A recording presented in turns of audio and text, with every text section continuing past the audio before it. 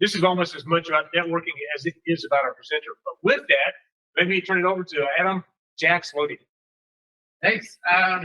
So last month I had a kind of epiphany. I started working for Amdocs and talking around the room to a few people, especially from the telecom industry. And Vince I've known forever, so I'm going to pick on him a little bit. But the two of us, I think we're the only two that knew Amdocs still existed. And so I kind of wanted I was told Ed, hey, I want to come back and speak to this group, because right when this lab first opened and when I first joined the lab about a year and a half ago, we were doing a bunch of IoT stuff, and now we've pivoted a little bit more towards GenAI because it's the new next big thing, and corporate innovation does that. So one, I'm going to give you guys a little bit of a background of who the heck is Amdocs and what are we doing now? What are we building around GenAI and IoT? I'll give you a couple of demos. And if you have questions, I know I left the questions at the end, but to be honest, I'm the type of person, if you want to stop me and say, hey, what the heck, please do. If you want me to talk louder, I will absolutely talk louder. So yeah, let's get started. So who the heck is Amdocs? Well, Amdocs is a giant, big public traded company with about 1.5 billion in revenue. I think it's now up to higher than that if you look at our stock market stuff. We service a bunch of different domains, right? Mainly billing, now network orchestration.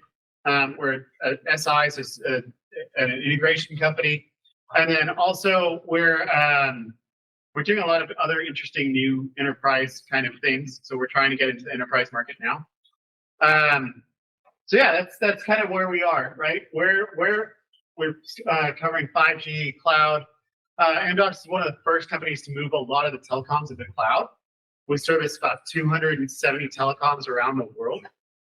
Everything from the domestically, AT&T, T-Mobile, Rogers up in Canada, Bell, Sprint, T-Mobile merger. A lot of the back-end systems we were responsible for merging together and completing that merger and things like that. That was a big deal for Amdocs.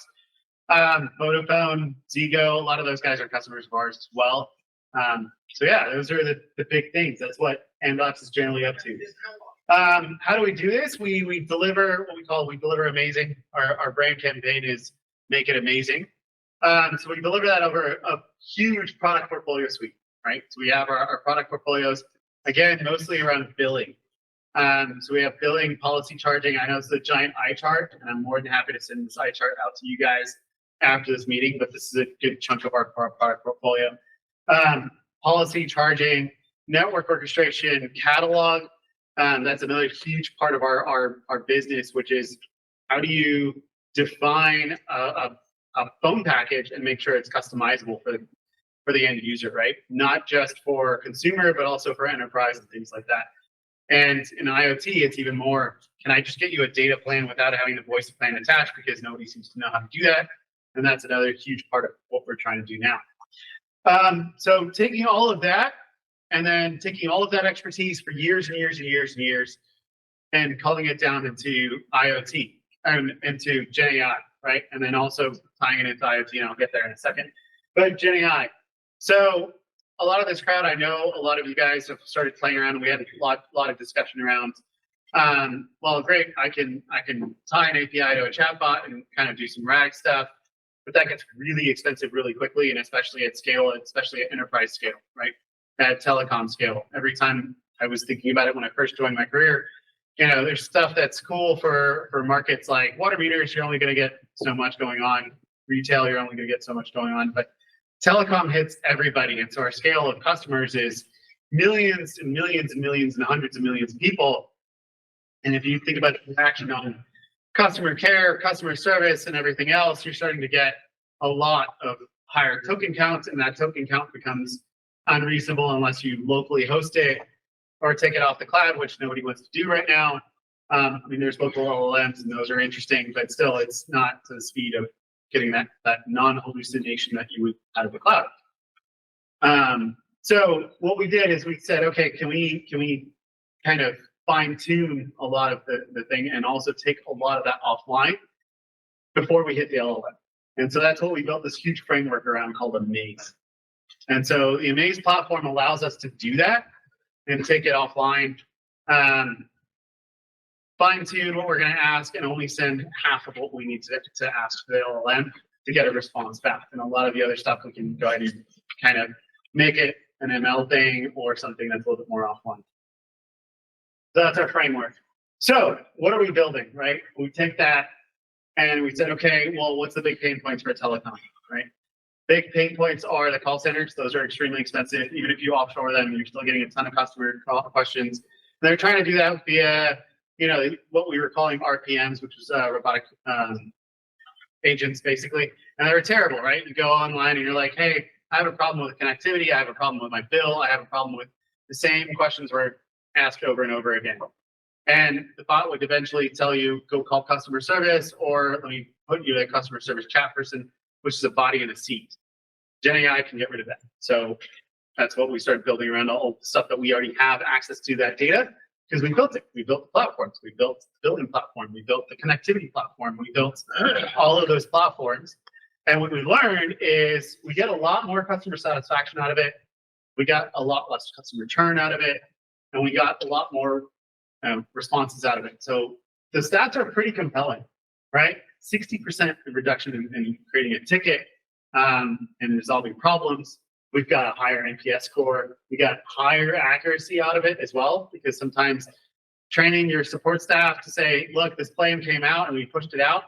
We forgot to train customer service on that and say, like, well, somebody signed up for the cool new free text messaging plan or the cool new free international roaming plan or whatever it is, and customer service doesn't know about it.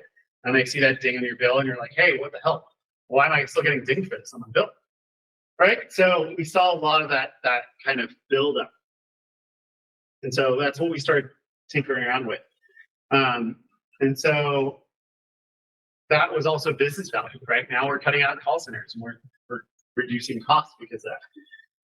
We're reducing a lot more of the first call, right? So now, hey, I called the first person and I call back. I've had this multiple times happen to me personally, right? I'm calling about my home internet and it's like broken.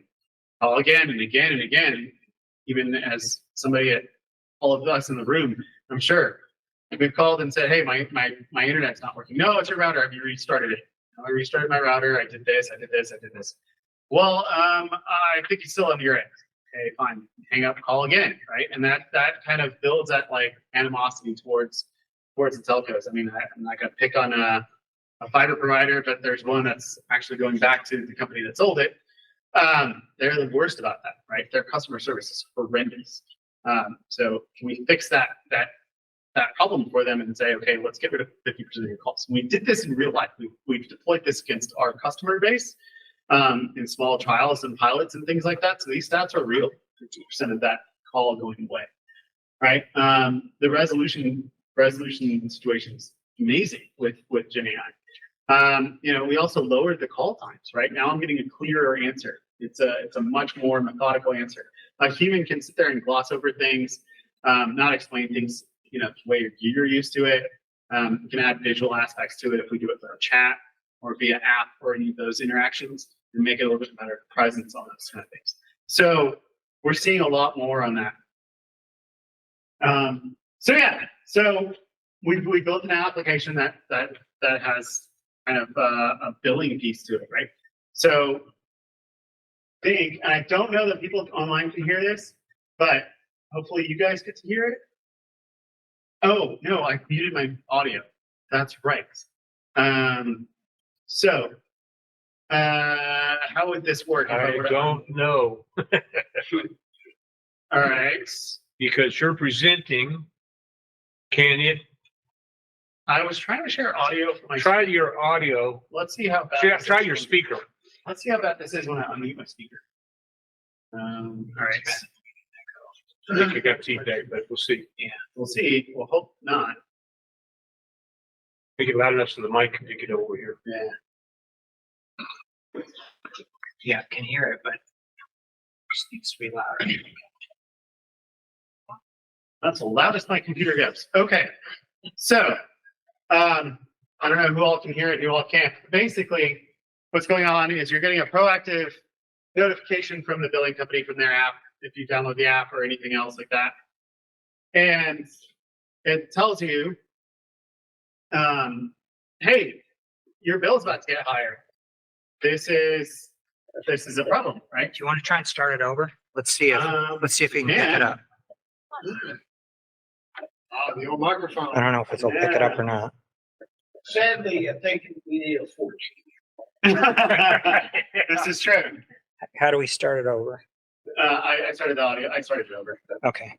Hope you're enjoying your work and So I don't know that the folks in the room are going to be able to hear. Just I know there's people online who will be able to hear. But anyways, make sure everything like the is mic's crystal not on. clear. yeah, my Sure, speaker go is ahead. terrible. Gotta love. You have The two mic is separate on. bills. Is The it? speakers are not very loud. Let's See start the with your main bars on my bill. Total is on the right hand $202.65. corner. Uh-huh. So it's picking up something. $79 for your mobile Boy, it's not lines, picking the up regular monthly on the mic price. though. Yeah. I'll talk to it. It's not a big deal. All right. So Sorry, guys, online.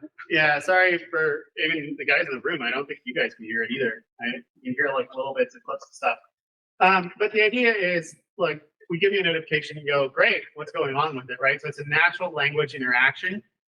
And it eventually you can sit there and say, okay, like that's great. What do you recommend, right? So eventually it'll say, hey, listen, your plan's about to get more expensive.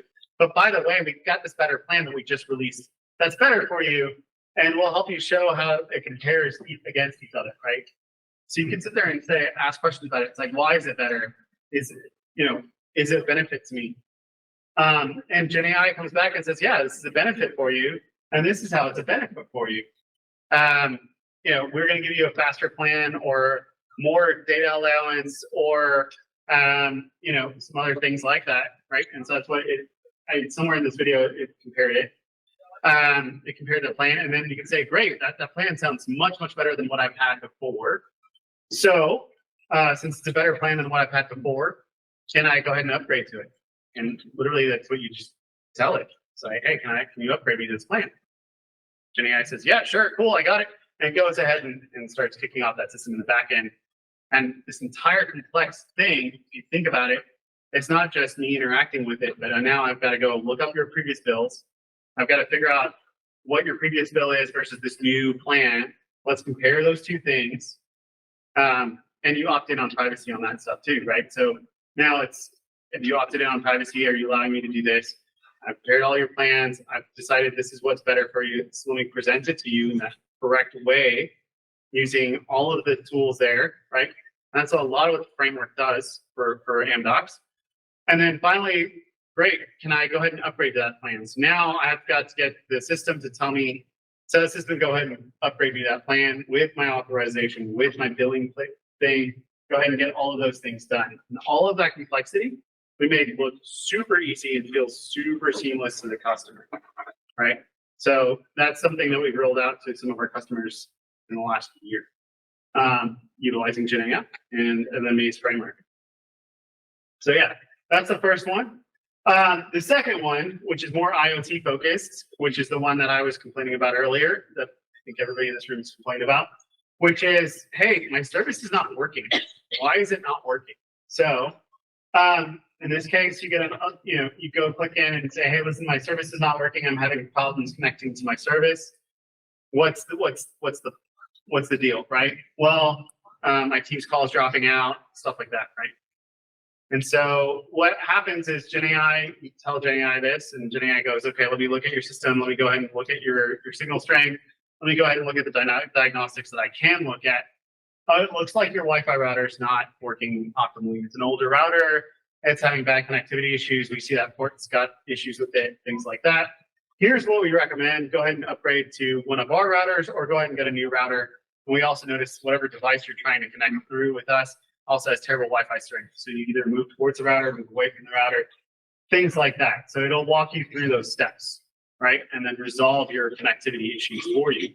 So it does device management and device to diagnostics.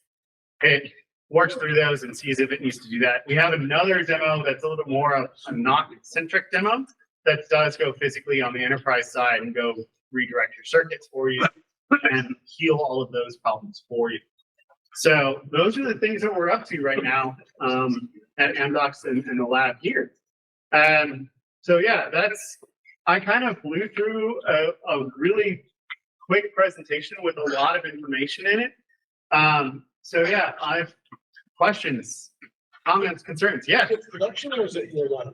it's in production. Some of it's in production, some of it grew out of the lab, and so it's now production from the lab. Is it an Amdocs solution or is it Amdocs to the carrier? Like, is AT&T using it or Verizon? Yeah. So no. I mean, just like it's a solution for the carriers. Right? Correct. So yes, Amdocs does not sell this solution directly to a customer or anything else like that. You can't get this. You have to get the carrier to buy this. And we do have a couple of carriers trying out the solution. None of them are domestic. I'll put it that way. So And then none how of the do domestic they- carriers are messing with it. Yes. How do they integrate all their care for their solutions is going to be different than it's just like Verizon's got different platforms than AT&T. Right. So yeah, actually that's a great question. So the way it works is we take whatever care platform they have, but the billing platform is ours, the catalog platform is ours, or may not be ours, but some of those majority of those pieces are generally ours. Like I said, we're the giant incumbent in this script in this space. And so what we do is we send out the data either via our fancy visual or let the carrier figure out what visual they want to send it out through, right? So we're integrating in that case, right? And that's where Amdocs plays a system integrator role. And so we integrate into those various different platforms. The other thing is on the flip side is on the device management side, we're integrating into all those device management platforms as well. That's a lot of where my lab comes into play is tying and playing with those device management, network management platforms and tying into all those things. So yeah, Kevin. So when data is being collected through the interaction with the customers, is that being stored at the carrier level, at the Amdocs level, and then how are those either learning from each other or disassociating from each other so that the experience is specific to the type of customer of the carrier? Yeah, absolutely. So again, this is actually a bigger problem, right? So like, let's break that out even more so than what you're talking about, right? So first off, most everybody doesn't want their billing data shared to anybody, right? It's usually, and then the carrier also has governance behind it as well. So all of the data, we built a framework that's basically, so there's framework for GenAI. There's LangChain and various other different interactive frameworks that allow you to tokenize and RAG and all that stuff for your data, right? We built something similar to that you install on the carrier's premise, and all of the billing data stays with the carrier. All of that information stays with the carrier. What it's basically doing is taking out the question, molding it through ChatGPT or any of your other LLMs that you want to pick, right? It could be Claude, it could be Copilot, which is technically GPT, but Microsoft's got their own weird situation going on every other day to figure that one out. Or it could be Llama. We don't care. You can self-host it, right? Self-host your LLM. You take all of that information. It goes through our systems, and that's where Amaze comes in and kind of takes all of what customer said, goes and indexes the customer information. All that stays with the carrier, and it comes back out and gets processed. Here's the answer. Then let's give the answer back to the customer through GPT or whatever it is, and then send it back through to their care system, right? So then ask that, right? Is it Amdocs' care system or is it somebody else's care system? It could be either or. We could build our care system on top of your platform, or you have some other care system that you wanted to use, we send it through that care system. So I don't know if I answered your question fully in the vague way, but that's basically what we do. So the data stays with the carrier, does not leave that, and it's usually on-prem. And depending on the local regulations, right? So the European carriers that are picking this up, we're paying attention to GDPR, making sure that data is staying local to them. And usually in that case, it's on-prem data using on-prem GPT and on-prem whatever. So that's everything I've got, unless there's more questions. And if you want to find me afterwards, please do. I'm around. And so, yeah. So this is really an evolution of the old chatbot was pretty basic. Yes. Right? I'd put in a question, it looked like a question that they had in their data store. They gave Correct, me an answer. I'd get frustrated, And then you call customer service and hit Right. 0 a whole bunch of times with representative. Now it's not that. Now you're actually getting an answer. So now, one element of it that you mentioned is actually interrogating systems, networks, Yes. and things like that. So when we talk about generative AI, a lot of times we're talking about basically going against a model Yeah. with our question and getting generative responses back. Right. But with this, we've got data coming from a real router or a real link or a real devices, like you said. Yeah. But then is there also a language model that it works in concert with that has a bunch of information that is updated constantly to improve? And are we merging those things Yeah. So that's together? yeah, absolutely. So if I didn't make that entirely clear, so that's where the maze framework comes into place. At least for Amdocs, is what we did is we sat there and said, okay, one, we've got this LLM. Finding tuning LLM is basically shoving the right information into that LLM and saying, okay, or querying in the right way. How was that LLM built? So we're using public LLMs, but we're also not necessarily doing the LLM piece, but the prompt engineering piece, right? So our prompt engineer, we break down the question and we know, okay, billing questions are going to all sound like this. So if it's a billing question, let's go re-prompt engineer it to this prompt, then send that to LLM. So it's not sending like, a giant long question. It's like, okay, I have a question because I was charged for international blah, blah, blah, blah. Okay, now let's break that down and say, okay, this is a billing question, right? And only send to GPT, customer has billing question, and then interrogate our system based off the billing question. So that's the RAG portion of it. And that's coming from our billing platform and catalog, right? So now you have two other pieces it's going to interrogate, which is our billing platform, and say, okay, customer X came in, and that's staying out of the LLM, but that's still getting bridged over. And then, okay, so they have these bills. What plan do they have? That's the catalog as well as the billing platform. So those two systems are connected. And now it's coming back and saying, okay, this is the data that we figured out. Let's put it through the LLM again and present it now in a human readable format instead of this gobbledygook of CRM, catalog, and billing platform terribleness that an accountant may understand or an engineer may understand. Neither one of us care about that information. I just want to know why my bill's higher. Well, your bill's higher because you ran out of this promotion or you got charged for this incidentally or something. Yes. So how do you validate your models? In other words, the acid test is with the customer, right? Yeah. And really defining whether or not you met the customer's expectations. But I'm guessing as you're building this out, you need to have metrics in terms of how well the system could respond to a customer before the customer even calls. Do you exercise any kind of preemptive models that tell you that your system is responding properly to what the customer would ask if they were on the phone, or you just get a bunch of customers on there and listen to them and see how well the model does? No. So, I mean, look, every time you call customer service, we took a lot of that data. We as an Amdocs took a lot of that data. Customers call over and over and over again to customer service, right? And that's all recorded. Yeah. So we shoved all of that into our training So model. you analyze that data Yeah. to give you kind of the test cases for whether or not your platform is going to respond properly or not. Yeah. So we took what we know and been in it for too long to Break that down into, like you said, you basically have, if it's a billing question, you've heard enough that where you can call each billing prompt, right? Yeah. For the template. Exactly. Or we won't handle it, Tom, to go straight to customer service and we will go ahead and get you in front of a real person. Yeah. But I mean, like we're 90% of the calls, we've seen this over and over again. I don't know, it's 90%, but it's probably 80 to 75 to 80% of the calls are generally billing questions because we all it's too high. We want to cancel something, add something, do whatever, one of those packages. Yeah. GPT can handle that for us. So that's generally what we do.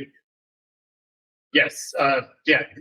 I'm just, how do you work it in the model where you have customers who, you know, they go way out of the expected cases, kind of to see what's going on?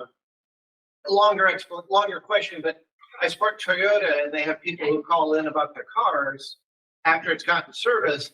And one of the things they're trying to figure out right now is we have people who are like, you know, they came in and had their air conditioning worked on, but they call in and complain about their tires.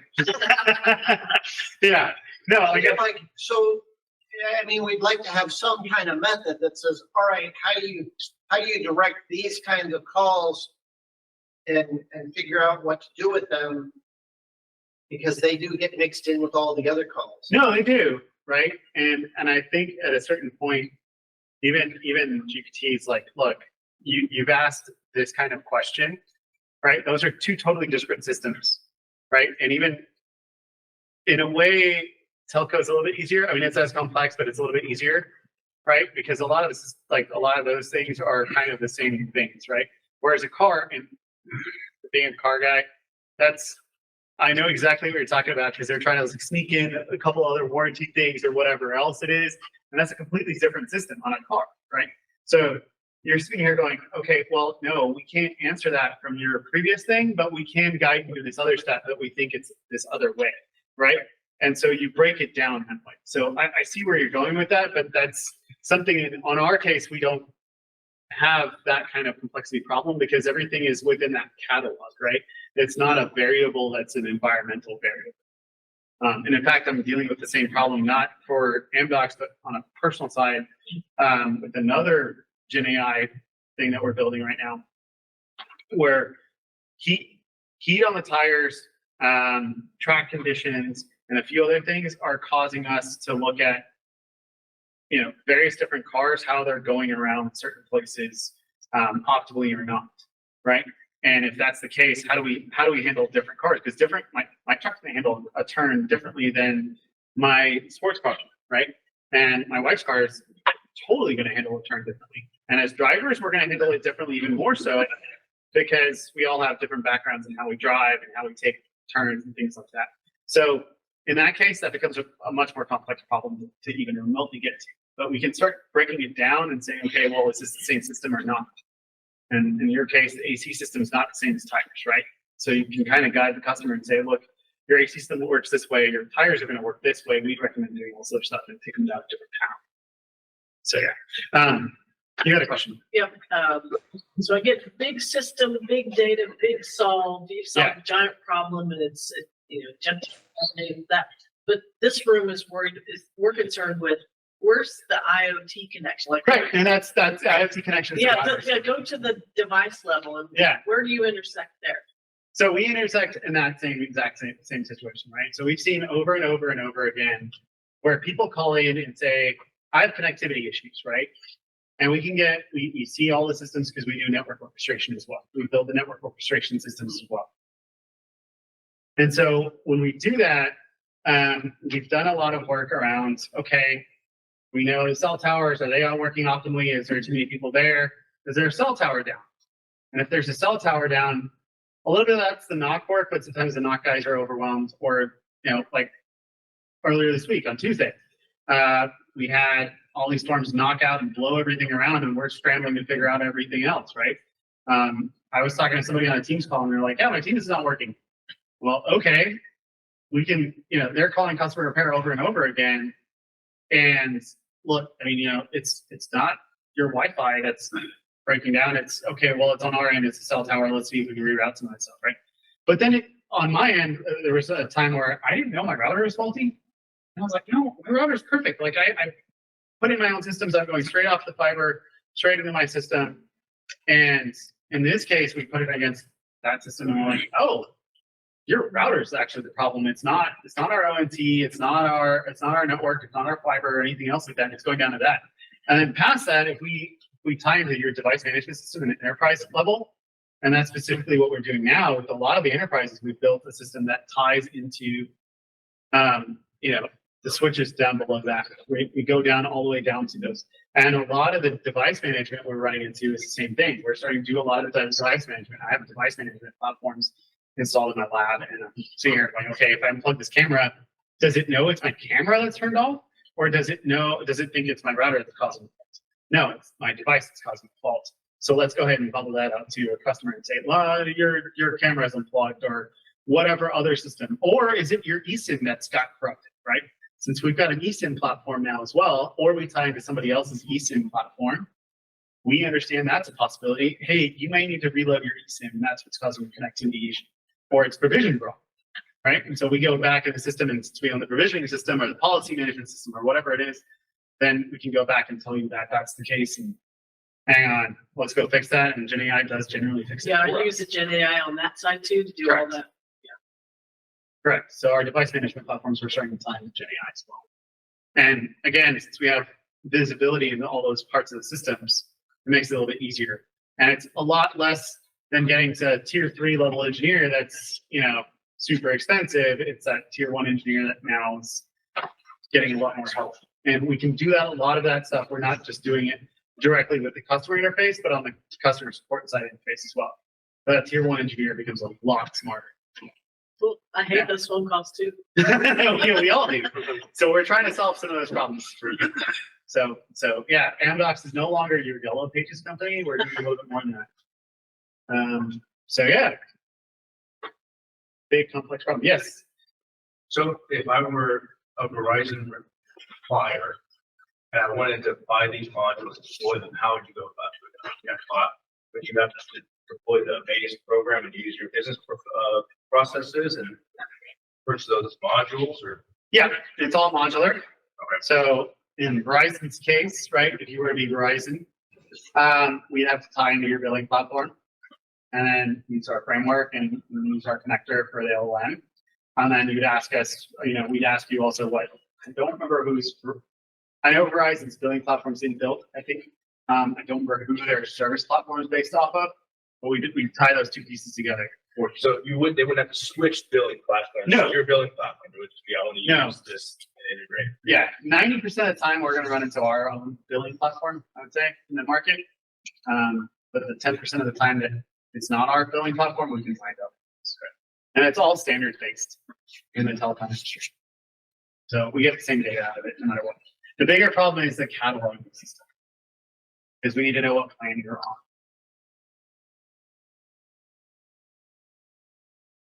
Yeah. Well, I'll turn it back over to Ed. Okay. Brenda? I'm Brenda Stoner, co-founder and CEO of a company called ByteTrim. We are working on IoT device operations and security. 89% of companies that have IoT have been hacked through their IoT devices. You know that. Yeah, I was going to say, you're bridging the gap on We OT are. and So we are IoT. solving the device update problem. Most of those hacks come through known vulnerabilities where a patch would have kept you from being breached.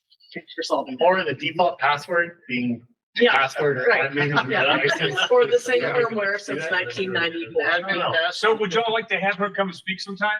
Yes. Yes, absolutely. Yes. Yeah, we want you to come. Tell us. She's been doing this 2 years. You're a serial entrepreneur. This is what your seventh company. Yeah, she's been successful each time. So we want to hear more about what you're doing. Yeah. Chuck? Oh, okay. Hey, Chuck McCoy. So I love coming here. I do some IoT stuff. Okay, so I want to go back to your question. Okay. I want to reserve my time. So you said, okay, here's what I want to know. Okay. What company, what's the process? Let's say I go buy a $12 development kit for some particular processor.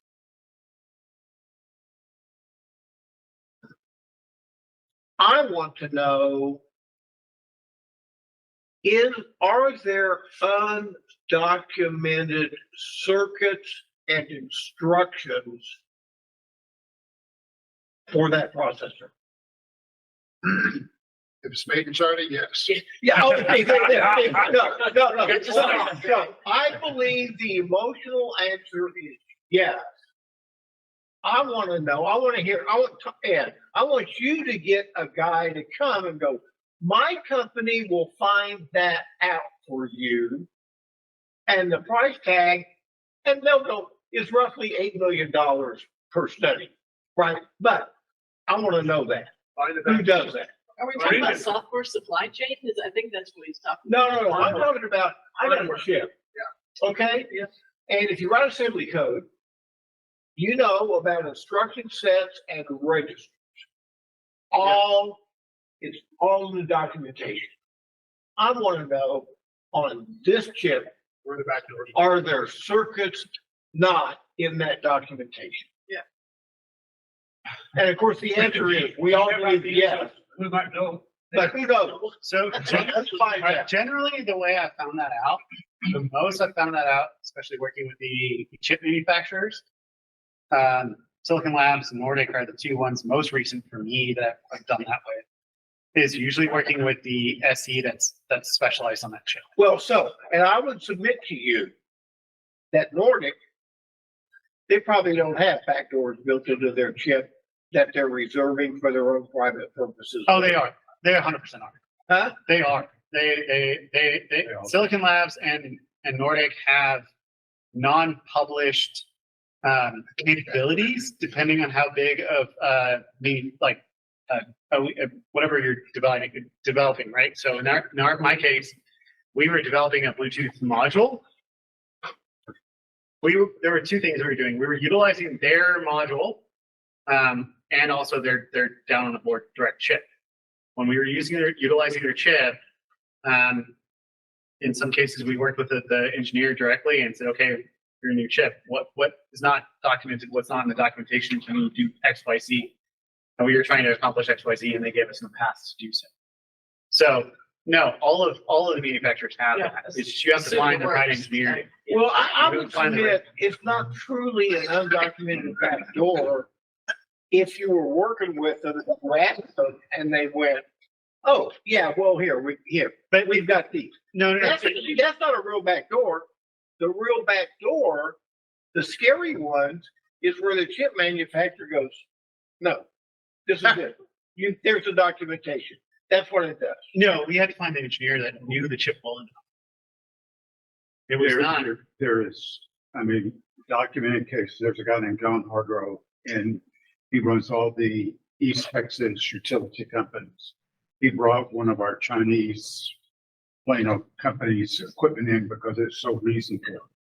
And he went through each one of them and found the stores that they all had those stores and that they physically could shut down his networks. Well, get that guy to come talk, Ed. All right, yeah. Yes, you know his name, right? I Give know Ed his him. phone number. There was a guy that spoke to Richardson Chamber of Commerce about 6 or 7 years ago, warning of this very Yeah, there's- Espressive is the biggest one that's like got the biggest backdoors. Which I know ESP32 is a backdoor, and Espressive have documented publications out there that there are pretty significant backdoors on it. And I'm talking to more of an expert here that you can play with it more than I have recently. That's true. And I'm not out of school talking about that. He put that on LinkedIn. Oh, He put it on no, believe me. LinkedIn. I mean, I want to hear from some of those guys. There's a really good podcast out there called Darknet Diaries. They've got a lot of documented cases on that podcast, talking to the guys who figured out how to exploit bugs. Well, yeah, get those guys to come talk. The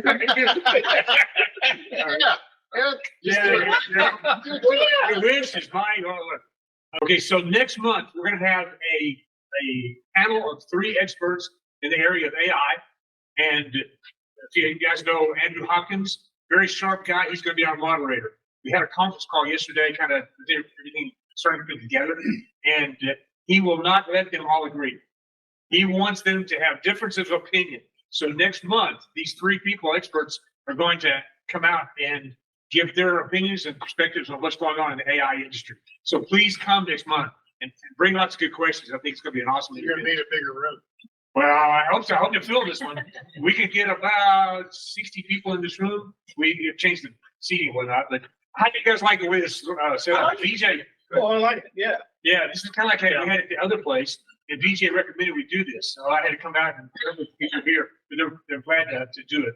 So, be sure to drink up, okay? I didn't say that, but please do. It helps cut down the cost of the room. Gary's not here to remind us. I know, yeah. So, say a prayer for Gary, if you will. He's working on a project that tonight he's had people flying in from the West Coast and from Europe. If it works out, it could be a very useful, what's the word? Very successful. It could be lots of money. Yeah. I don't know how much I can tell you, but it is exciting to hear him talk about what he's involved in. Yeah. So, and you know what his company does immersive cooling of circuits. So you put your circuit boards very close together in this cooling vat of non-conductive material, and it evaporates. So it's a two-stage system, which is even more effective than just water cooling. So you can shrink down and put your electronics very close together. So you can create very powerful AI data centers in basically a refrigerator, and then plug them together to create what you want in a very quick manner. So anyway, that's a component of what he's working on. So perfect recipe for AI. Yeah. For You're on the networks. IoT piece of it, right now, the other big thing is data centers. That's what we're running into as well. So for example, my lab is very constrained. Amdocs does not think things through sometimes. And also telco aging data centers, right? So telco data centers are constricted by electricity and by cooling, right? There's only so much electricity coming in, and I got to feed the computers, and I got to keep the computers cool. So what you're talking about is extremely relevant, because what I'm using power for is power the chips, but then those chips put off heat. And so if I need to cool them, that's a huge problem. And also IoT efficiency is a big deal on that as well. So that's something that's going to affect us all in this room as well, as far as chips and stuff. Yes. So I'm glad you mentioned that, because that was a topic I was going to suggest. Is one of the big things now, because of all the data centers, all the Bitcoin mining, all the other things, and especially AI, are the next big thing are these small nuclear reactors, modular nuclear reactors. Yeah. We could find somebody to come in and talk about that. I've had a guy at work been in my ear about that for about 3 months now, from an investment standpoint. Yeah. It's like, Yeah. it's the, but I got a guy for you. you got a guy? You got a guy? We need a guy. We need a guy to come in and talk He about it. was about a gal? he was the technology Oh, scout come on, we're for past that. Exxon, and now You better he's go. working in nuclear The protection. what do you call them? Small Modular. Modular reactors, yeah, they So do he's working on NSRs policy and, around it and all of Wow. that. Yeah. That's amazing. so Yeah, they'd be great. there's probably, actually, who is it that's, is in with, is it GE? Jacobs. GE Hitachi? Yeah. There's about 5 major players in it. And there was some news at one point in time that they didn't get the government regulation that they were looking for, but I think they kind of got past all of that. And of course, there's a couple of Canadian companies. They're good now. Yeah, if you, They were if leading. you got a guy, that's Definitely got a guy. huge. That's huge. Well, send me some information so I can talk to you more about it. Or It would be fascinating. So it's sort of a time will be the enablement, right? Whether you're large data centers and huge amounts of data. Yeah, and also dealing with the power consumption. Yeah. Yeah. What are we doing on the grid when we put all this stuff on it? Well, it's not only that, but then also like everybody wants to electrify their vehicles and everybody wants to electrify like all this Yeah. other stuff. Yeah. We're pulling a And you lot. heard about the lithium battery meltdown in Carmel, right? Yeah, So you build these big battery banks, but if they short circuit, it's a major disaster. well, and that And came from out there. the thing I found interesting about that is, the fire department showed up, saw that it was, Threw their hands up and we don't know how to they deal with they this. stood back, monitored air quality, and let it burn. It's like, Exactly, well, Well, It's still burning to this day. Same thing you do with the Tesla. Yeah, exactly. That's what we're educated. They sell different devices.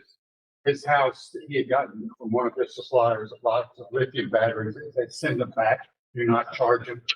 He locks them up, taking them to his garage. and they started exploding when he was out there.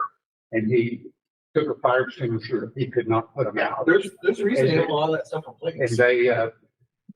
they completely tore his house down and threw all of their clothes away. They couldn't touch anything. Wow. I mean, only tangentially, but it's upsetting that they now confirmed what they suspected, but now they realize that electric vehicles are heavier. Right. And so the nice concrete barriers that we expect will stop a vehicle, they will not stop an electric vehicle, especially an electric pickup, because they weigh too much. Wow. They will go right through those concrete barriers. Yeah, they're supposed to be smart enough not to run into them. Well, yeah, we need the smart thing this guy's doing, put those in the road. Now we need this to say, Stop. Again, one of the things though that's great about technology, right, is the conversation we're having right now is going to be totally different a year from now or 2 years from now. If you look at some of the advances in battery technology, I mean, battery technology is moving forward just like everything else is. And you may end up with little to no lithium in a battery that does, is effective. You've got all kinds of different technologies that are coming online. Yeah. So that's really That's why I get to the moon fast, so get the minerals up there. They're not axles, that's But we still have the same SLI or the same like lead batteries that we've had for the last 90 years though, too. I mean, I know battery technologies progress on a small scale, but on a car scale, I mean, There's all kinds of things they do with car batteries and varieties of car batteries and sizes. I'm excited because a company called Joby that builds electric vertical takeoff and landing craft is coming because Toyota put 800 million into them. They're going to come to the headquarters campus on the 19th of March. So What's the name of the company? the company is Joby, J-O-B-Y, and they have, Out of California? yes. Yeah. And they have thousands of hours in their craft and they're trying to negotiate their way forward to get approval through the FAA. And they are, of the 5 different levels of approval, they're almost complete with the 4th level and they are now allowed to begin the 5th level. But they are still expecting to be able to carry passengers. And there's all kinds of back and forth on it. I find it interesting. Already? Yeah, for all those vertical takeoff vehicles, total passenger size is about 4 to 8. Pardon? 4 to 8 people in one. 1,000 kilograms. That's something like that. Yeah.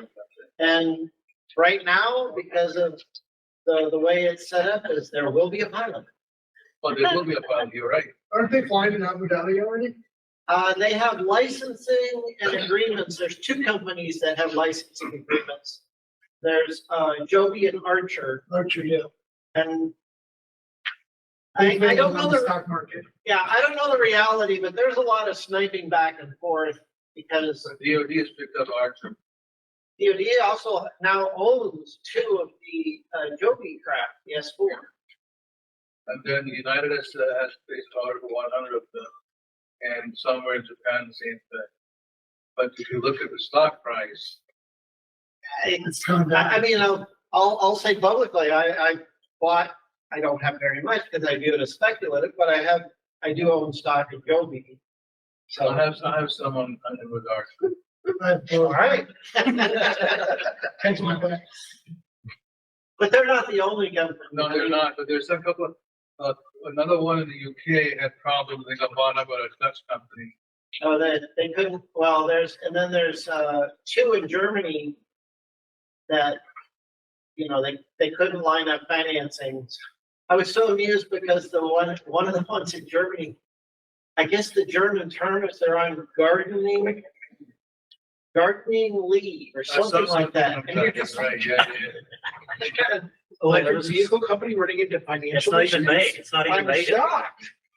It's not even made yet. It's still early for them. But you're right, they're retrospective, but it's gonna be a major. somebody's going to figure out, because originally there were between 200 and 300 companies in the globe trying to do it.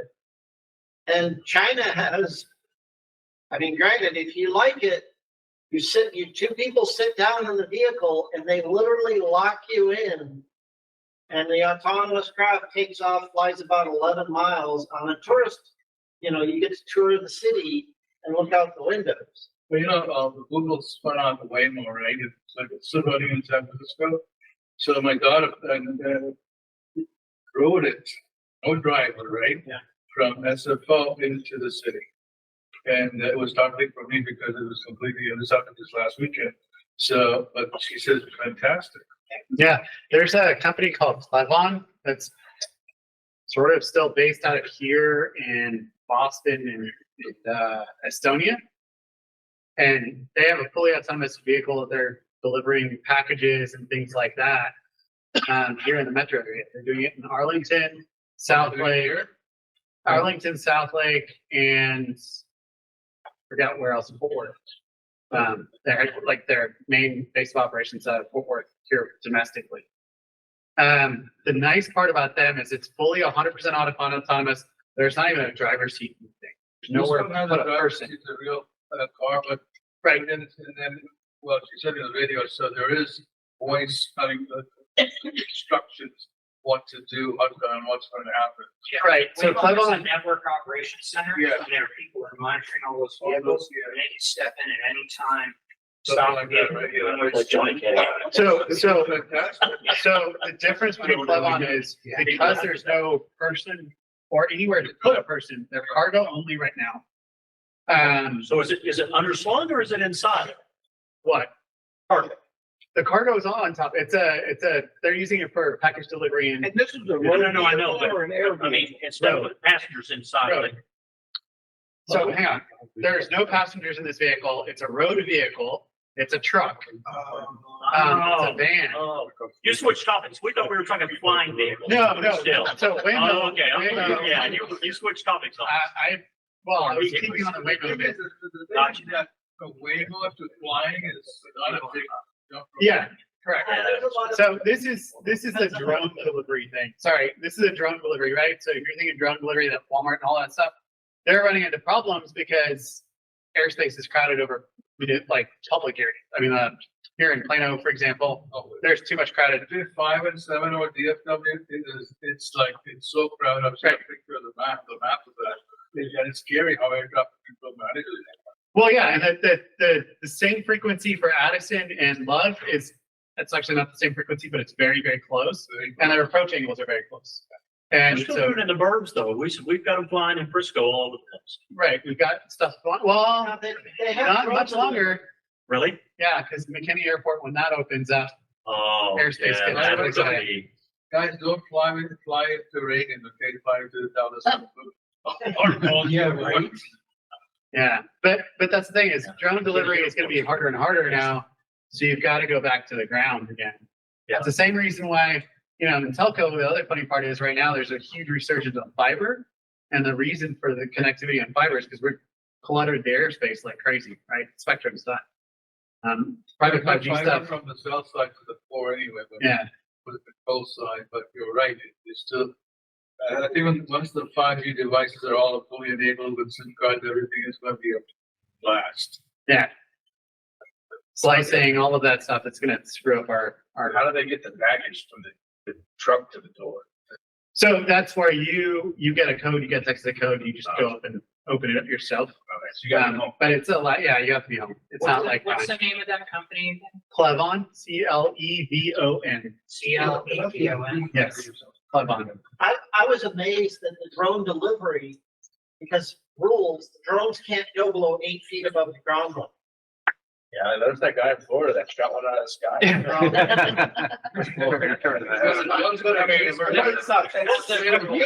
One side So puts it like how in a big are the- styrofoam box and drops it. The others, and I forget the other company, and maybe it's I don't know which one is which, but one of the companies, they have like a rope thing, and the rope unfurls, and right before it gets to the end, at the 8-foot point, that's the end of the rope, and just it gets right above the ground, and the rope detaches, and the drone reels in the line and flies off. So how big are those vehicles that Yeah, guys are using to play on? Clevon, they self-manufacture the vehicles. How big a vehicle and packaging? They used to have the ice chest on wheels. Yeah, no. This is road legal. Restaurants. This is road legal. It has Regular road vehicle. Yeah, it's a regular road vehicle. It's about the size of, I would say, the smaller transit vans. You know, not the big normal Ford vans, but the smaller ones. Yep. About that size. Okay. So yeah, Cool. yeah, it's very cool. Yeah. But the thing is, what's different about them versus Waymo, and I don't know that they're claiming this because I don't know enough about Waymo to know. Like, I know they cause traffic jams. Clevon has a call center where the person can not just stop the vehicle, but they can jump in and start driving it. And so the enablement for driving the vehicle is via 5G modem. They have a dual modem vehicle, right? So if one cell network goes down, the other cell network picks it up. So they have a redundant modem in it. And they have, so they have two SIM cards, two carrier SIM cards in there. And they take over the car and they can drive it around as much as they want. But as soon as they let go, and the car drives itself around. That's pretty cool. So what is the regulation or licensing of these? Is it at a national level or local level? It's at a state level right now. At this current moment. So they're only allowed to operate in 11 states at this moment. Has anybody heard of Cruise? CRU? Yeah, that's GM. That's General Motors. They wound it down. Yeah, they're closing down. Yeah, so they're absorbing all of, General Motors is absorbing it in. And if you look at their 25 and 26 model years, you'll see a lot of the capabilities of Cruise in, especially their Escalade line, or the Cadillac lines, and their higher end GMC lines and the Suburbans and Tahoes and stuff. What they delivery out of this thing for Walmart and Phoenix? I don't know if Cruise is doing that. Canoe has picked up the electric vehicle business for Walmart. Which I've never heard of Canoe, but Financial troubles too. I think they packed up. who? Canoe, I thought. Yeah. Ran into financial troubles. Yeah, Walmart just signed a huge deal with them because if you see the Walmart vehicles running around right now, they're all Canoe vehicles. Yeah, and it just declared bankruptcy. Like a month ago. Yeah, and the assets are gonna be purchased by one of the founders, but he's not gonna provide the vehicle side, just the technology consultancy. I don't know what Walmart's doing with them, but they're. Yeah, no, they initially signed, they had Yeah. initial purchase order for, I want to say 25,000 vehicles. Yeah, they're roaming around Right? here. They bought them. Yeah, Yeah, that's so funny. Because Amazon's got the Rivian ones. Rivian, Yeah, they're roaming around. And I was like, what the hell? Rivians look good, though, man. Yeah. I like those. Yeah, somebody, I thought it was either UAE or might have been the sovereign fund for Saudi Arabia. Somebody gave Rivian a significant. Volkswagen. Well, Volkswagen did because Volkswagen had to have the software. But the Saudi money went to Lucid. Okay, that's Yeah, good. Saudi money. Oh, that's why they're still alive. I was wondering how they're still alive. Yeah, the big Lucid- injection of money from the Saudis kept Lucid going. Lucid won. Six figures plus per sold vehicle. Right, yeah, but they're gonna have to do it. All right, guys, it's 7:20 now, so we're gonna call it quits now, and we can network then after this. But I'm glad you guys have these questions, and we're able to share our understanding and whatnot. So that's the thing about this North Texas area, the North Dallas area particularly. We have technologists and business acumen and business executives and whatnot. They're willing to share and want to come together like this. So I really appreciate you guys coming tonight. And with that, we'll close and we'll do this again next month.